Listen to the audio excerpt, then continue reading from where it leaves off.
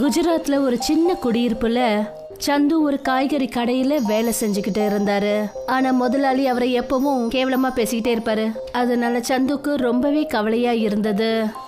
நாள் முழுக்க படிச்சுக்கிட்டே இருக்கான், சரியான உருப்படாதவன். ஒரு வேலை கூட சரியா செய்யறது இல்லை. ஆனா 3 வேளை ரொட்டி மட்டும் திங்குறான்.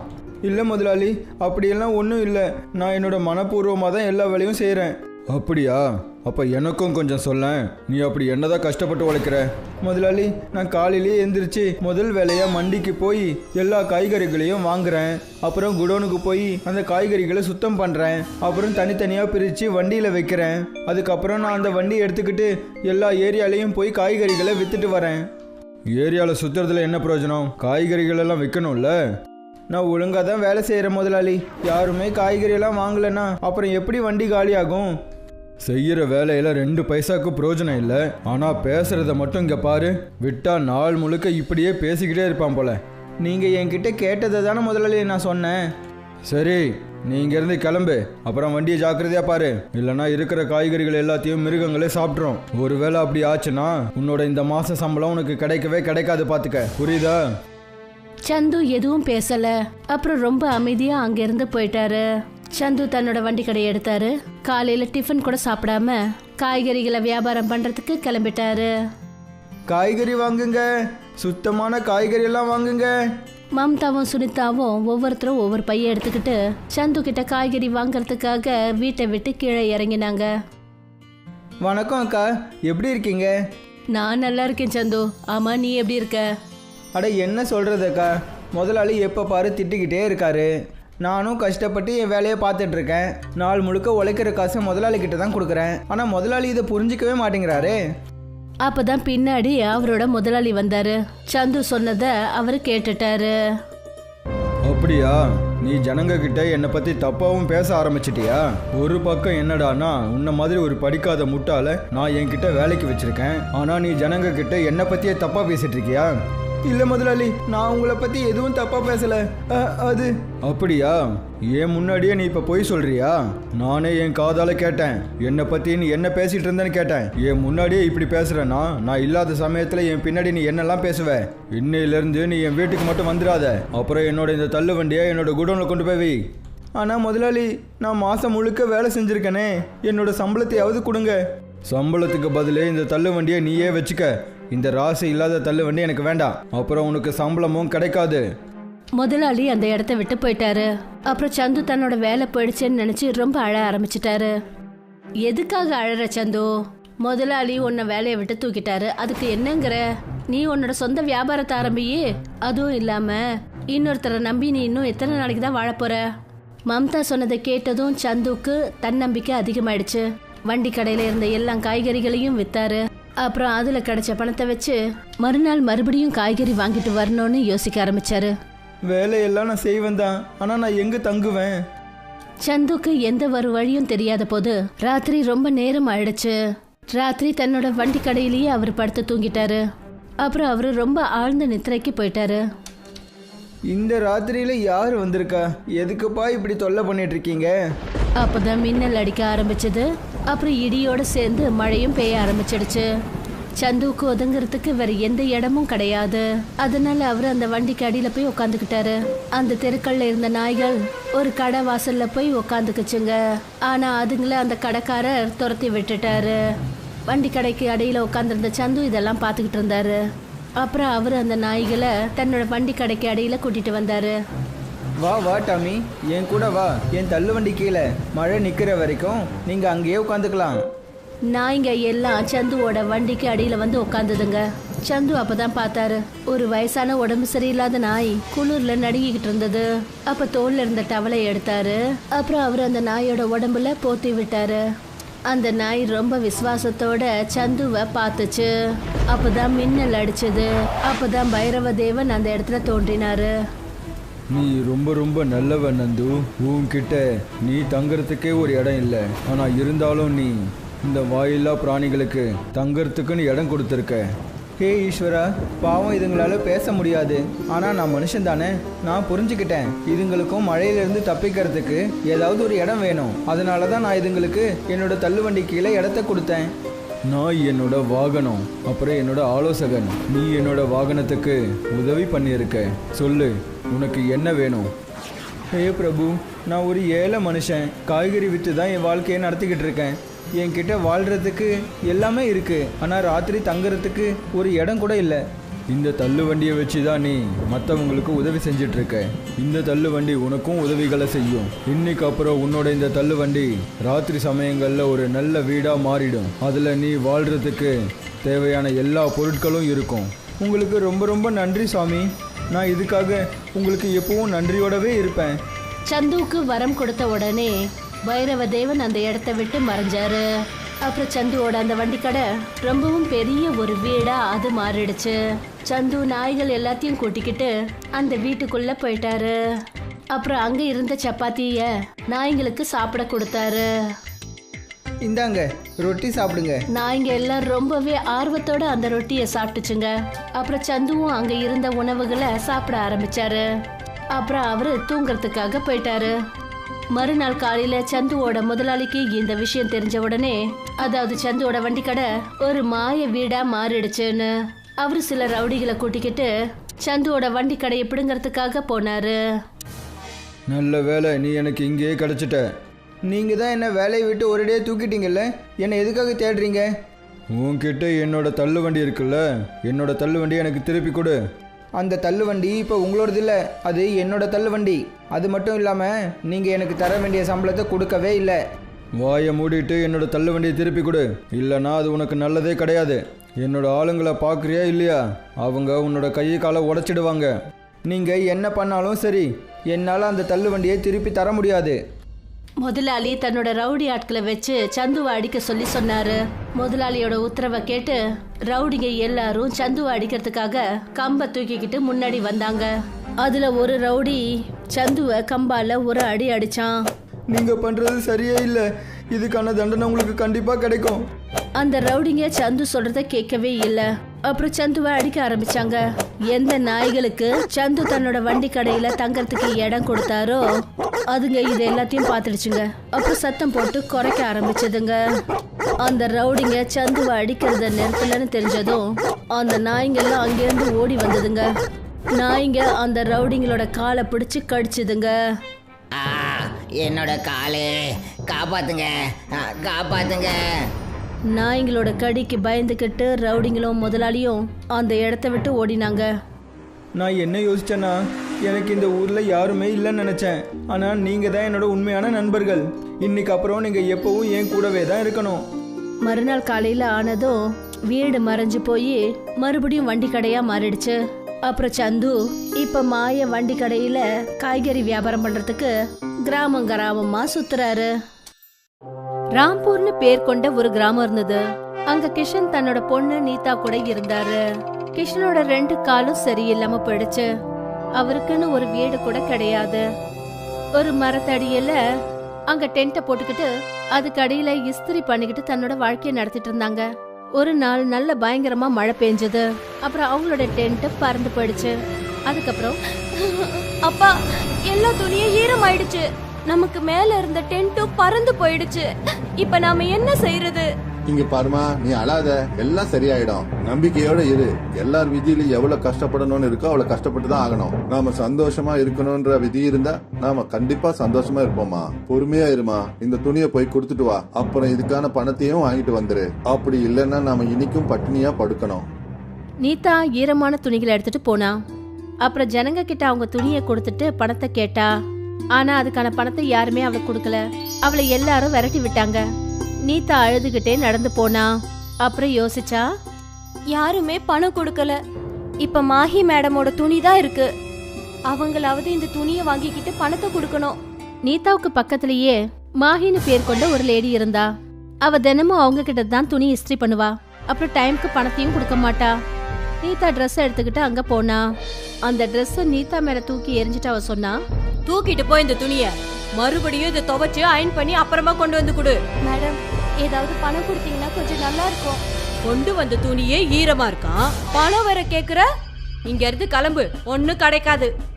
நீதா அழுதுகிட்டே காட்டுக்குள்ள போனா. அங்க ஆத்தங்கரை கிட்ட உக்காந்து அழுதுகிட்டே இருந்தா. அப்புறம் சொன்னா, இப்ப நான் என்ன பண்றது?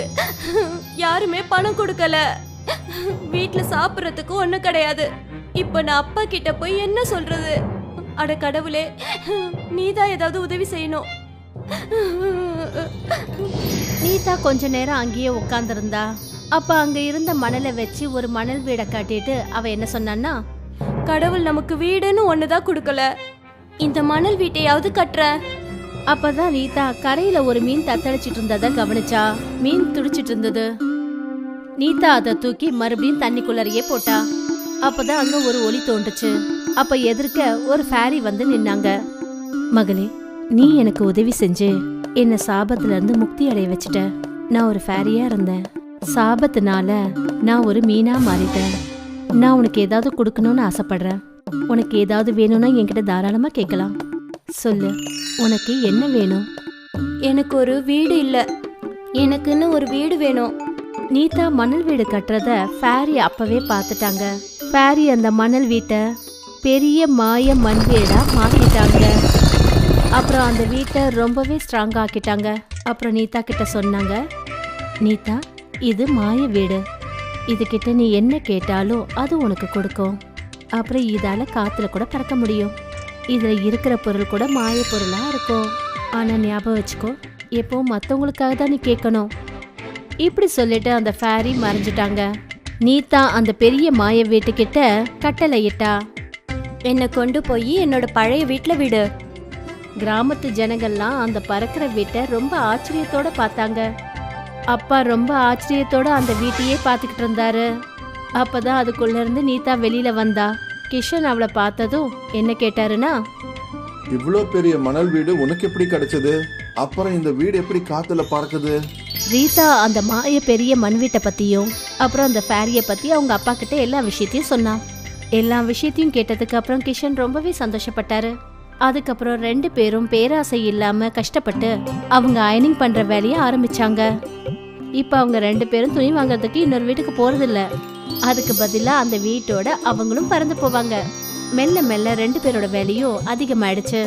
எல்லாருமே அவங்க கிட்ட தான் துணி பிரஸ் பண்ணிப்பாங்க.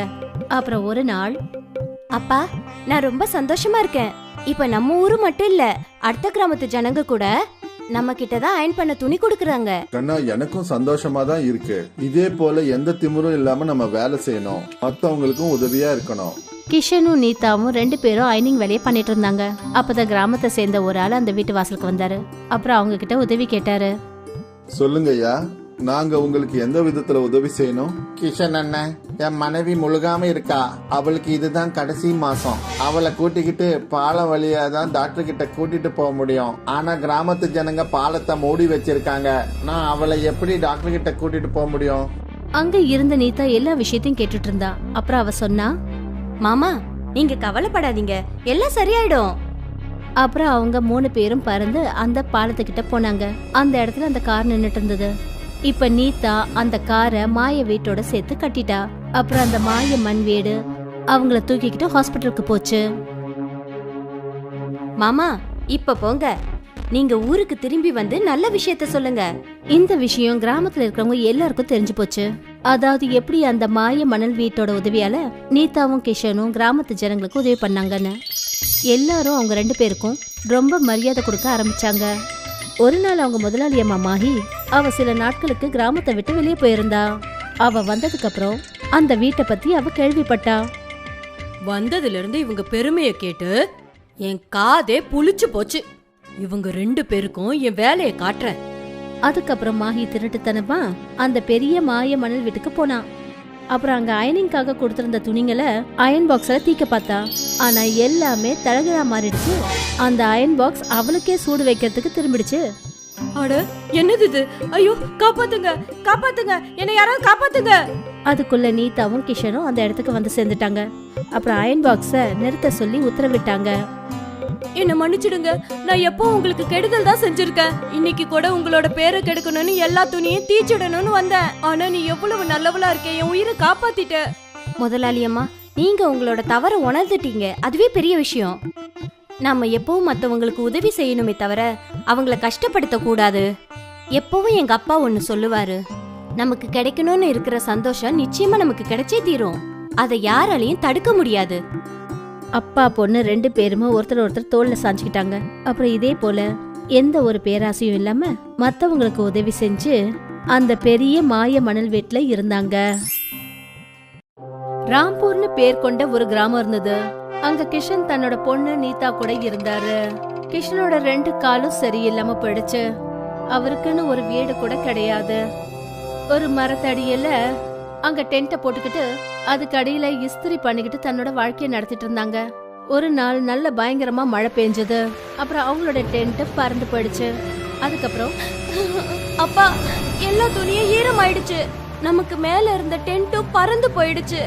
இப்ப நாம என்ன செய்யறது? இங்க பாருமா, நீ அழாத, எல்லாம் சரியாயிடும். நம்பிக்கையோட இரு. எல்லார் விதியிலும் எவ்வளவு கஷ்டப்படணும்னு இருக்கோ அவ்வளவு கஷ்டப்பட்டு தான் ஆகணும். நாம சந்தோஷமா இருக்கணும்ன்ற விதி இருந்தா நாம கண்டிப்பா சந்தோஷமா இருப்போமா. பொறுமையா இருமா. இந்த துணியை போய் கொடுத்துட்டு வா. அப்புறம் இதுக்கான பணத்தையும் வாங்கிட்டு வந்துரு. அப்படி இல்லைன்னா நாம இன்னைக்கும் பட்டினியா படுக்கணும். நீதா ஈரமான துணிகளை எடுத்துட்டு போனா. அப்புறம் ஜனங்க கிட்ட அவங்க துணியை கொடுத்துட்டு பணத்தை கேட்டா. ஆனா அதுக்கான பணத்தை யாருமே அவளுக்கு கொடுக்கல. அவளை எல்லாரும் விரட்டி விட்டாங்க. நீதா அழுதுகிட்டே நடந்து போனா. அப்புறம் யோசிச்சா, யாருமே பணம் கொடுக்கல. இப்ப மாஹி மேடமோட துணி தான் இருக்கு. அவங்களாவது இந்த துணியை வாங்கிக்கிட்டு பணத்தை கொடுக்கணும். நீதாவுக்கு பக்கத்திலேயே மாஹின்னு பேர் கொண்ட ஒரு லேடி இருந்தா. அவ தினமும் அவங்க கிட்ட தான் துணி இஸ்திரி பண்ணுவா. அப்புறம் டைம்க்கு பணத்தையும் கொடுக்க மாட்டா. நீதா ட்ரெஸ் எடுத்துக்கிட்டு அங்க போனா. அந்த ட்ரெஸ்ஸ நீதா மேல தூக்கி எரிஞ்சிட்டு அவ சொன்னா, தூக்கிட்டு போய் இந்த துணிய மறுபடியும் இதை துவைச்சு அயன் பண்ணி அப்புறமா கொண்டு வந்து கொடு. மேடம், ஏதாவது பணம் கொடுத்தீங்கன்னா கொஞ்சம் நல்லா இருக்கும். கொண்டு வந்த துணியே ஈரமா இருக்கான், பணம் வேற கேக்குற? இங்க இருந்து கிளம்பு, ஒன்னும் கிடைக்காது. நீதா அழுதுகிட்டே காட்டுக்குள்ள போனா. அங்க ஆத்தங்கரை கிட்ட உக்காந்து அழுதுகிட்டே இருந்தா. அப்புறம் சொன்னா, இப்ப நான் என்ன பண்றது? யாருமே பணம் கொடுக்கல. வீட்டுல சாப்பிடறதுக்கு ஒண்ணு கிடையாது. இப்ப நான் அப்பா கிட்ட போய் என்ன சொல்றது? அட கடவுளே, நீதான் ஏதாவது உதவி செய்யணும். நீதா கொஞ்ச நேரம் அங்கேயே உட்கார்ந்திருந்தா.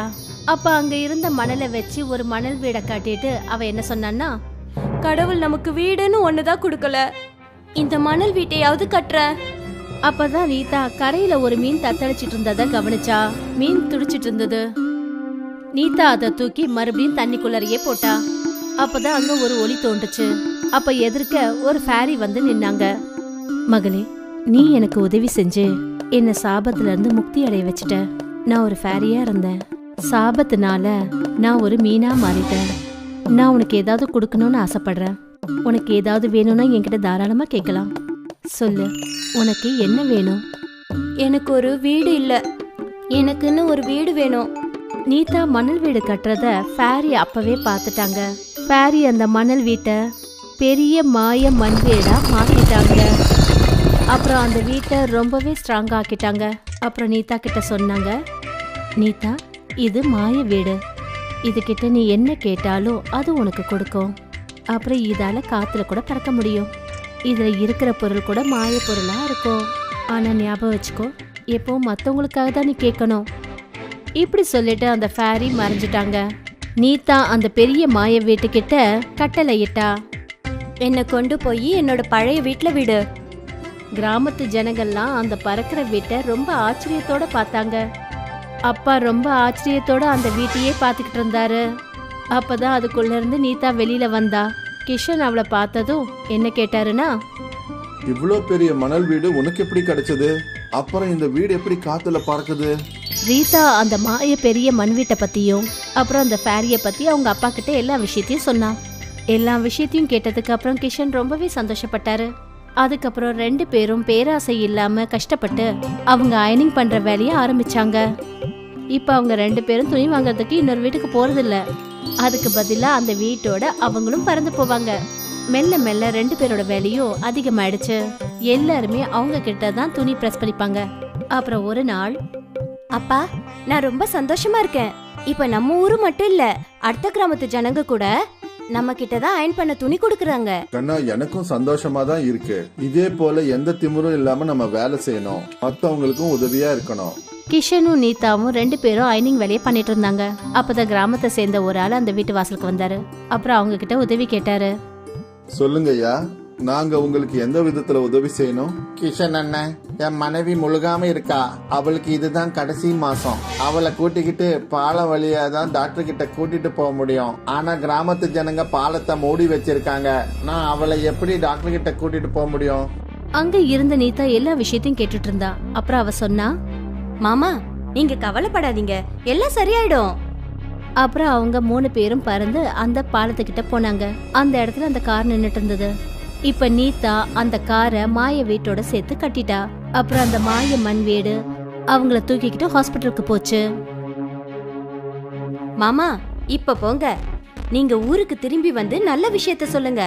இந்த விஷயம் கிராமத்துல இருக்கிறவங்க எல்லாருக்கும் தெரிஞ்சு போச்சு. அதாவது எப்படி அந்த மாய மணல் வீட்டோட உதவியால நீதாவும் கிஷனும் கிராமத்து ஜனங்களுக்கு உதவி பண்ணாங்கன்னு. எல்லாரும் அவங்க 2 பேருக்கும் ரொம்ப மரியாதை கொடுக்க ஆரம்பிச்சாங்க. ஒரு நாள் அவங்க முதலாளி அம்மா மாஹி அவ சில நாட்களுக்கு கிராமத்தை விட்டு வெளியே போயிருந்தா. அவ வந்ததுக்கு அப்புறம் அந்த வீட்டை பத்தி அவ கேள்விப்பட்டா. வந்ததுல இருந்து இவங்க பெருமையை கேட்டு என் காதே புளிச்சு போச்சு. இவங்க 2 பேருக்கும் என் வேலையை காட்டுறேன். அதுக்கப்புறம் மாஹி திருட்டுத்தனமா அந்த பெரிய மாய மணல் வீட்டுக்கு போனா. அப்புறம் அங்க அயனிங்காக கொடுத்திருந்த துணிங்களை அயன் பாக்ஸ்ல தீக்க பார்த்தா. ஆனா எல்லாமே தலகழா மாறிடுச்சு. அந்த அயன் பாக்ஸ் அவளுக்கே சூடு வைக்கிறதுக்கு திரும்பிடுச்சு. அட என்னது இது? ஐயோ காப்பாத்துங்க, காப்பாத்துங்க, என்னை யாராவது காப்பாத்துங்க. அதுக்குள்ள நீதாவும் கிஷனும் அந்த இடத்துக்கு வந்து சேர்ந்துட்டாங்க. அப்புறம் அயன் பாக்ஸ நிறுத்த சொல்லி உத்தரவிட்டாங்க. என்ன மன்னிச்சிடுங்க, நான் எப்போ உங்களுக்கு கெடுதல் தான் செஞ்சிருக்கேன். இன்னைக்கு கூட உங்களோட பேரை கெடுக்கணும்னு எல்லா துணியும் தீச்சிடணும்னு வந்தேன். ஆனா நீ எவ்வளவு நல்லவளா இருக்க, என் உயிரை காப்பாத்திட்ட. முதலாளி அம்மா, நீங்க உங்களோட தவற உணர்ந்துட்டீங்க, அதுவே பெரிய விஷயம். நாம எப்பவும் மத்தவங்களுக்கு உதவி செய்யணுமே தவிர அவங்கள கஷ்டப்படுத்த கூடாது. எப்பவும் எங்க அப்பா ஒன்னு சொல்லுவாரு, நமக்கு கிடைக்கணும்னு இருக்கிற சந்தோஷம் நிச்சயமா நமக்கு கிடைச்சே தீரும். அதை யாராலையும் தடுக்க முடியாது. அப்பா பொண்ணு 2 பேருமே ஒருத்தர் தோல்ல சாஞ்சுக்கிட்டாங்க. அப்புறம் இதே போல எந்த ஒரு பேராசையும் இல்லாம மத்தவங்களுக்கு உதவி செஞ்சு அந்த பெரிய மாய மணல் வீட்டுல இருந்தாங்க.